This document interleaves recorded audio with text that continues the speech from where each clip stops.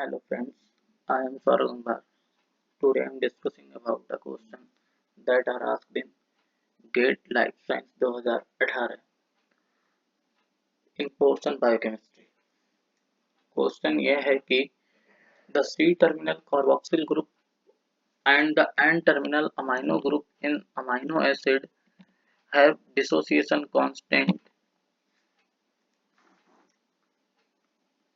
pKa is 2.2 and 9.2 respectively.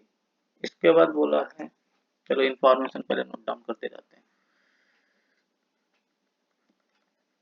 C terminal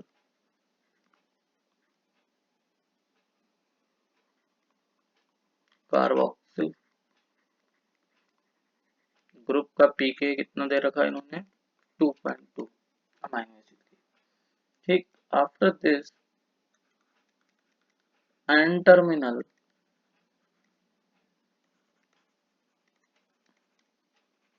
amino group का dissociation constant that means pK value कितनी दे रखी है 9.2।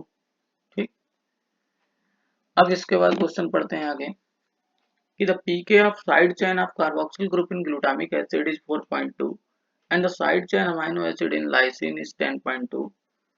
तो जैसे जो ग्लूटामिक एसिड है ये क्या है, एक एसिडिक अमाइनो एसिड है। दैट मींस जो अमाइनो एसिड का वेरिएशन होता है उसकी आर चेन के अकॉर्डिंग होता है और कॉमन फ्रेमवर्क होता है सभी अमाइनो एसिड का। सिर्फ उसकी सभी अमाइनो एसिड की क्या चीज वेरी करती है, आर चेन वेरी करती है, उसी बेस पे हम निकालते हैं। तो जो एसिडिक अमाइनो एसिड होते हैं उनकी आर चेन में एक एक्स्ट्रा COH ग्रुप प्रेजेंट होता है और जो बेसिक अमाइनो एसिड होते हैं उनके साइड चेन में एक एक्स्ट्रा अमाइनो ग्रुप प्रेजेंट होता है। ठीक है, तो जैसे ग्लूटामिक एसिड है वो एसिडिक है और तो इसका जो साइड चेन का एक COH ग्रुप एक्स्ट्रा होगा, उस COH का डिसोसिएशन कांस्टेंट कितना दे रखा है 4.2। इसी प्रकार लाइसिन है, लाइसिन का साइड चेन में भी क्या होगा, एक अमाइनो ग्रुप एक्स्ट्रा होगा और उसका डिसोसिएशन कांस्टेंट कितना दे रखा है 10.2।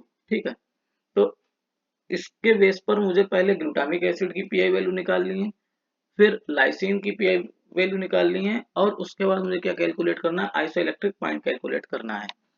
आइसोइलेक्ट्रिक पॉइंट कैलकुलेट करना है। ठीक है, तो ये भी चीज नोट डाउन कर लेते हैं कि जो हमारा ग्लूटामिक एसिड है उसकी साइड चेन की पीके वैल्यू कितनी दे रखी है 4.2 और जो लाइसिन है, लाइसिन के साइड चेन की पीके वैल्यू कितनी दे रखी है करीब 9.10.2। ठीक है, तो इसमें क्या कैलकुलेट करना है मुझे, इसमें कैलकुलेट करना है पीआई का डिफरेंस दोनों का। तो पहले हमें ग्लूटामिक एसिड की पीआई निकाल ली है, उसके बाद लाइसिन की पीआई वैल्यू निकाल ली है। तो इससे पहले थोड़ा समझ लेते हैं बेसिक अमाइनो एसिड का स्ट्रक्चर। बेसिक अमाइनो एसिड का स्ट्रक्चर क्या होता है, amino group plus alpha carbon plus COH group plus R chain में हमारा जैसे ग्लूटामिक एसिड का समझ रहे हैं तो उसमें एक एक्स्ट्रा COH ग्रुप होगा आर चेन में और हाइड्रोजन एटम। ठीक है, अब ग्लूटामिक एसिड में उसने क्या दे रखा है, पहले दे रखा है डिसोसिएशन कांस्टेंट। इस कार्बोक्सिल ग्रुप का डिसोसिएशन कांस्टेंट कितना है 2। दैट मीन जैसे ही pH 2 होगा ये अपना प्रोटॉन यहाँ से डोनेट कर देगा और प्रोटॉन यहाँ से डोनेट कर देगा तो स्ट्रक्चर क्या बनेगा NH3 positive C alpha COO negative C COOH and H। ठीक, अब क्या होगा, अब जैसे pH मतलब कि डिसोसिएशन कांस्टेंट साइड चेन का कितना दे रखा है 4.2। दैट मींस pH 4.2 पर अपनी साइड चेन का भी ये क्या कर देगा, प्रोटॉन डोनेट कर देगा। तो स्ट्रक्चर क्या बन जाएगा NH3 positive C alpha H C COO negative COO negative. अब तीसरी पीके वैल्यू दे रखी है अमाइनो ग्रुप की। ठीक है, तो अमाइनो ग्रुप में हमारा क्या है, जो अमाइनो ग्रुप है अमाइनो ग्रुप का डिसोसिएशन कांस्टेंट कितना दे रखा है 9.2। दैट मीन्स इसका मतलब क्या है कि 9.2 वैल्यू पर अमाइनो ग्रुप अपना प्रोटॉन डोनेट कर देगा तो स्ट्रक्चर बचेगा फाइनली हमारा NH2 C alpha COO negative और H। ठीक है। अब what is isoelectric point? Isoelectric point क्या होता है? आइसोइलेक्ट्रिक पॉइंट वह पॉइंट होता है जहां पर अमाइनो एसिड ड्यूटरफाइन कंडीशन में होता है। कैसी फॉर्म में होता है? ड्यूटराइन कंडीशन फॉर्म में होता है। ड्यूटराइन कंडीशन फॉर्म का मतलब है जहां पर पॉजिटिव और निगेटिव चार्ज तो होगा लेकिन नेट इलेक्ट्रिक चार्ज क्या होगा? जीरो होगा। पीआई वैल्यू क्या होती है? पीआई वैल्यू पे फॉर्म होता है क्या हमारा? ड्यूटराइन। ठीक है। और जब ड्यूटराइन बनता है तो ड्यूटराइन की प्रॉपर्टी क्या है? नेट इलेक्ट्रिक चार्ज क्या होगा? जीरो होगा। ठीक है। तो देखो यहाँ पे पॉजिटिव और निगेटिव चार्ज तो प्रेजेंट है लेकिन अगर नेट यहाँ पर इलेक्ट्रिक चार्ज देखें तो क्या होगा? वो जीरो होगा क्योंकि प्लस माइनस कैंसिल आउट हो जाएंगे। ठीक है। तो यहाँ पर इन दोनों जो यहाँ पर जो डिसोसिएशन कांस्टेंट पी के वैल्यू दे रखी है और यहाँ पे जो पी के वैल्यू दे रखी है इनका एवरेज ही हमारा क्या होता है? पीआई वैल्यू होती है। तो ग्लूटामिक एसिड की पीआई वैल्यू क्या निकलेगी? ग्लूटामिक एसिड की पीआई वैल्यू निकलेगी PI value of glutamic acid equal to pKa carboxyl group का, यहाँ पे ब्रैकेट में सी लिख देंगे, प्लस पीकेए साइड चेन का। ठीक है। अपॉन 2। तो यहाँ पे जो हमारा किसके किसके बीच था 2.2 प्लस 4.2 बटे 2 यह निकल के आ जाएगा 6.4 अपॉन 2, यह निकल के आएगा 3.2। दैट मीन्स ग्लूटामिक एसिड की पीआई वैल्यू कितनी लिखी है? 3.2। इसी प्रकार हम किसकी निकाल लेंगे? लाइसिन की। लाइसिन में क्या होगा? साइड चेन में एक एक्स्ट्रा अमाइनो ग्रुप प्रेजेंट होगा तो NH3 positive plus C alpha COOH HCC और इसी में क्या जुड़ा होगा? NH3 पॉजिटिव जुड़ा होगा। अब एक्चुअली है क्या, हम यहाँ पे एग्जैक्ट अमाइनो एसिड नहीं बना रहे हैं, वहां पर ऐसा होगा उसकी साइड चेन में एक एक्स्ट्रा अमाइनो ग्रुप वो हम रिप्रेजेंट कर रहे हैं यहाँ पर। ठीक है। तो जैसे कि जो हमारा अल्फा कार्बन के साथ कार्बोक्सिल ग्रुप जुड़ा हुआ है उसका डिसोसिएशन कांस्टेंट कितना है? उसका डिसोसिएशन कांस्टेंट उन्होंने दे रखा है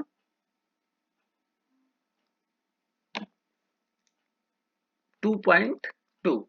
और 2.2 जैसे ही होगा दैट मीन्स पीएच कितना होगा हमारा? 2.2। उस पे ही अपना प्रोटॉन डोनेट कर देगा तो हमारा स्ट्रक्चर निकल जाएगा NH3 positive C alpha H C और NH3 पॉजिटिव। ठीक है। और यहाँ पे क्या आ जाएगा? COO negative. ठीक है। अब इसी प्रकार क्या होगा अगला स्ट्रक्चर? अब पी के वैल्यू किसकी हमारे पास है? एक दे रखी है 9.2 जो अल्फा अमाइनो ग्रुप के साथ लगी हुई है और दूसरी साइड चेन में अमाइनो ग्रुप है उसकी पी के वैल्यू कितनी दे रखी है? 10.2। तो पहले में सीरीज से चलना होगा तो हम क्या देंगे?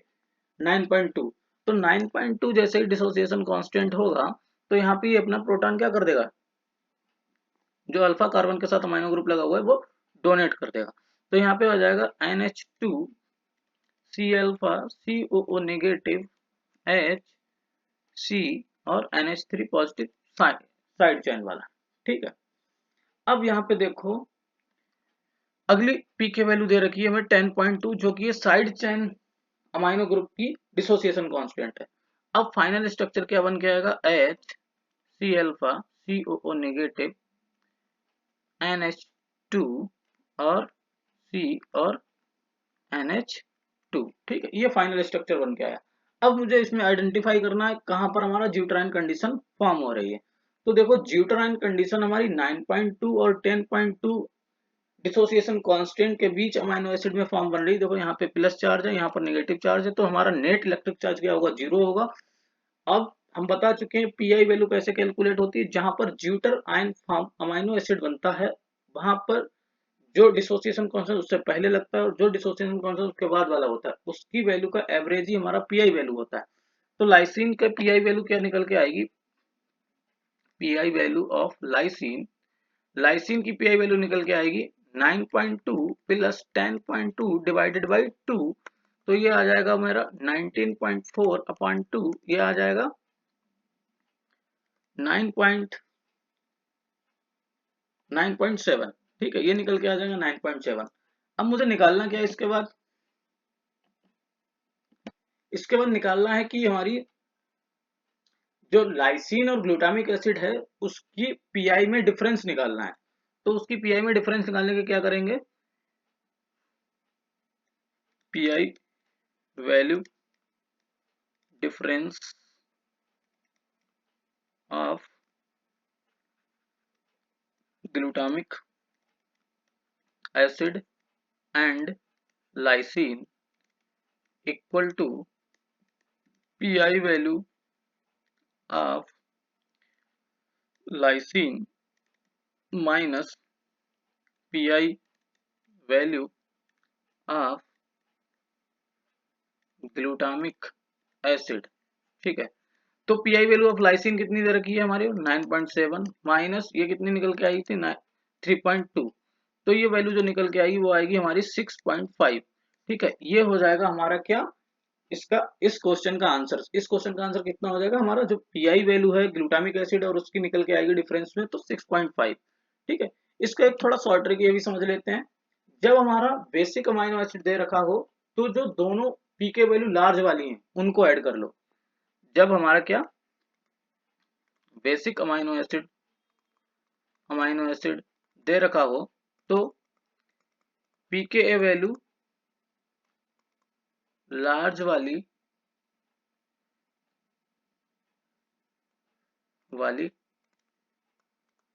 ऐड करके ऐड करके उनका एवरेज निकाल लो, ठीक है। तो ये हमारा बेसिक अमाइनो एसिड का निकल आएगा। ये शॉर्ट ट्रिक से ध्यान रखना है, जब दो पीके वैल्यू जैसे 3 पीके वैल्यू होंगी, क्योंकि जब साइड चेन अमाइनो एसिड होते हैं जो उनकी पीके निकालनी होती है तो वहां पर 3 अमाइनो एसिड दे रखे होते, 3 पीके वैल्यू दे रखी होती है। जब 3 पीके वैल्यू दे रखी होती है तो उनमें से जो दो लार्ज पीके वैल्यू दे रखी है वो उसको ऐड करके जो एवरेज निकलेगा उसका क्या होगा, बेसिक अमाइनो एसिड का होगा पीआई वैल्यू।